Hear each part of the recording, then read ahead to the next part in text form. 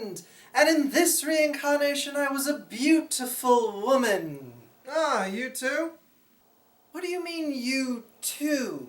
Oh, we've totally been exploring our feminine side over here. It's starting to become an issue with closet space. No, that's not right at all. You're not supposed to develop as a person unless you're the protagonist or interacting with one. Wow, that is a terrifying sentiment. I can't believe you felt comfortable expressing that. Well, I was the Demon King's concubine in this life, so I got pretty used to speaking my mind. That sounds kinda hot. So are you gonna stick around this time, or should I just shoot you now? Oh, I think I'll bless the peasants with my presence a little this time. Oh yeah, you were gonna make a lot of friends. So let's get some cartoons and vodka and do them all night long. Are you ready for some fun? Drink 'em down, drink 'em down, drink 'em down. Drink 'em down, drink 'em down, drink 'em down. Oh. We've covered quite a few isekai on this show. We started with the Slime Lord just to get our feet slimy.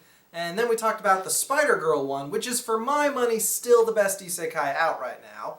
And then we talked about Shield Hero and all of his slaves. So I thought it'd be interesting to look at how the isekai genre, which is now basically the standard fantasy template, tries to appeal to women. Because, yeah, the typical isekai that springs to mind is basically a thinly veiled harem power fantasy for boys. But that's not the only thing out there. We're going to look at 3 different female-fronted isekais today. Black Healer, Cat on Dragon King's Lap, and Ascendance of the Bookworm. Black Healer has the typical no one interesting getting yanked into a magical world, and oh, what's this? She's got crazy magic powers now. She's not all-powerful, she can just freely combine all the kinds of magic where most people are stuck with too. Also, she's the fated pair of the Demon King who can calm his encroaching insanity. Cat on Hot Dragon King's Lap is much more of a comedy, seeing as Cat Fairy and her frenemy get yanked into this world and Selena gets kicked out of the kingdom for being too popular with the new High Priestess. She basically stumbles into pretending to be a cat and oh, the Dragon King is really fond of fluffy things.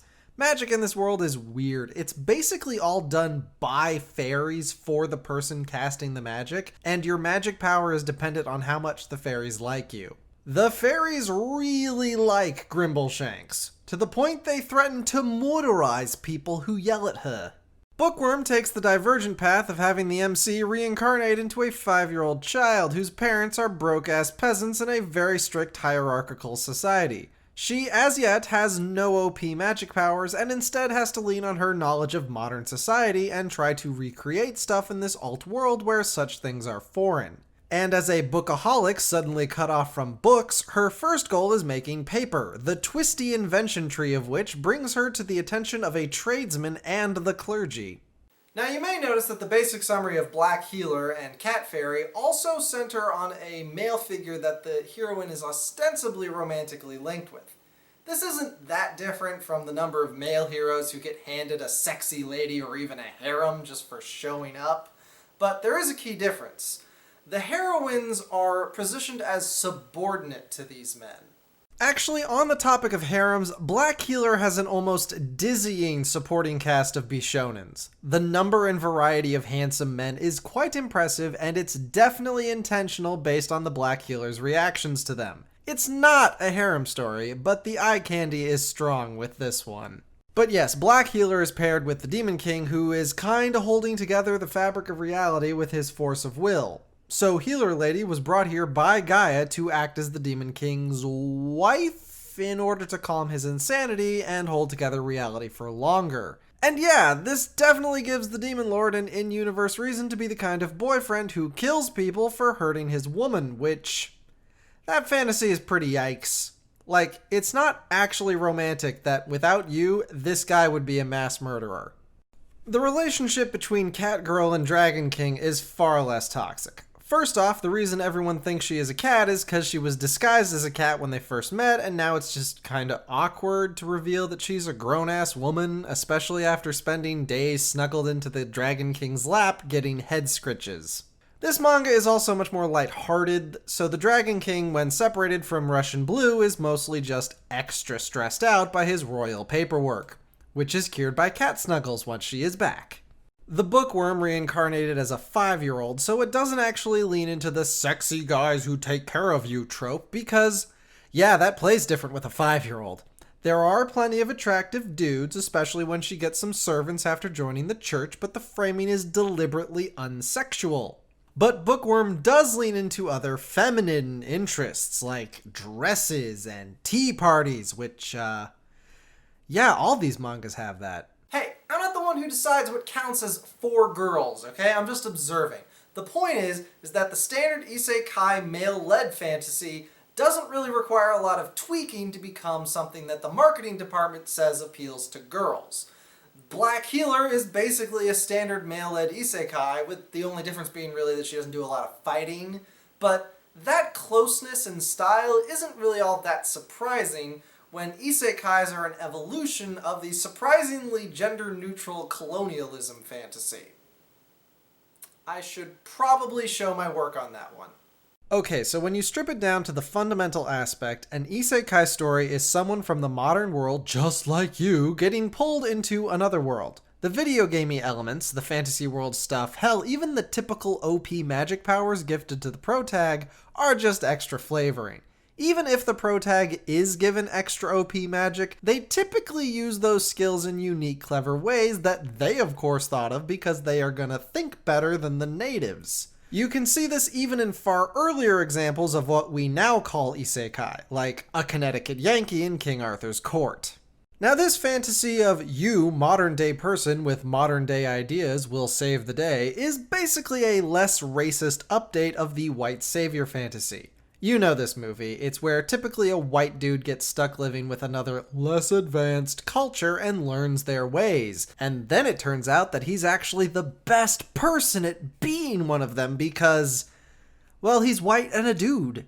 I don't really have the authority or inclination to go into Japan's, shall we say, atypical experience with colonialism, but the modern isekai genre does an excellent job of cutting out most of the extremely unpleasant real-world racist implications of the white savior fantasy. The fantasy worlds are typically entirely distinct from Earth, and therefore have nothing to do with real-world politics.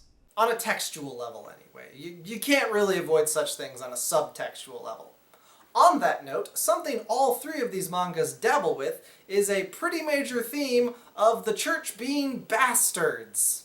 In Black Healer, there's another Gaia-blessed healer known as the White Healer, but he's been forced to live inside of and do the church's bidding for centuries. This mostly takes the form of a Frollo with actual mind control powers, so we'll just have to see if the structural critique manifests later.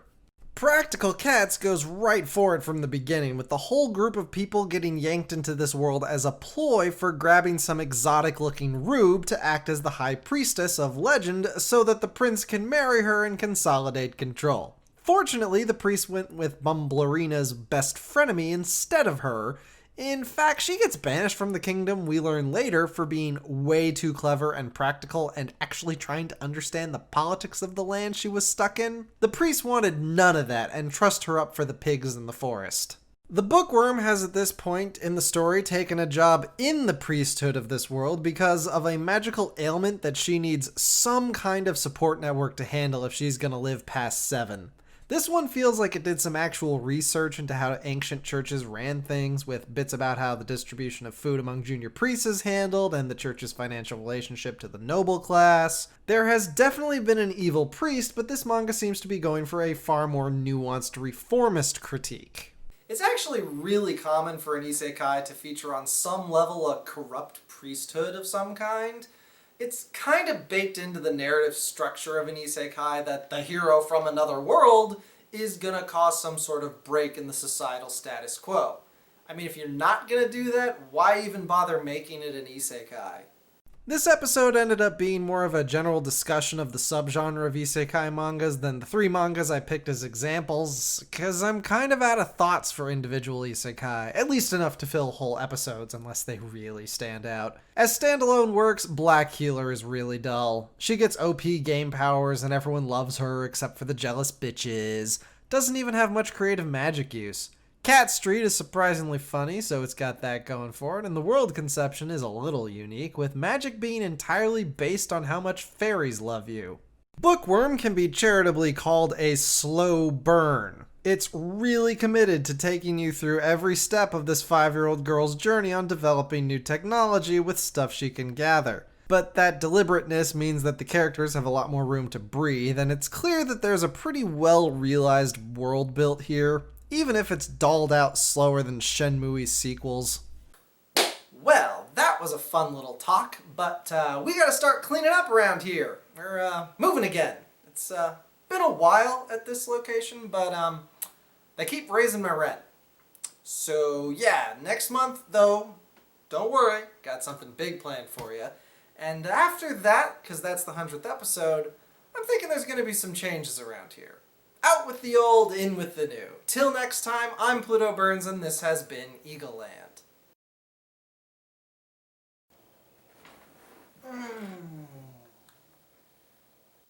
Oh, hey, don't forget to do your taxes. Taxes? I've been living in an alternate reality. Yeah, they changed the tax code. Now you're responsible for time spent reincarnating. Don't forget to include your health care. Can I roll again on this life?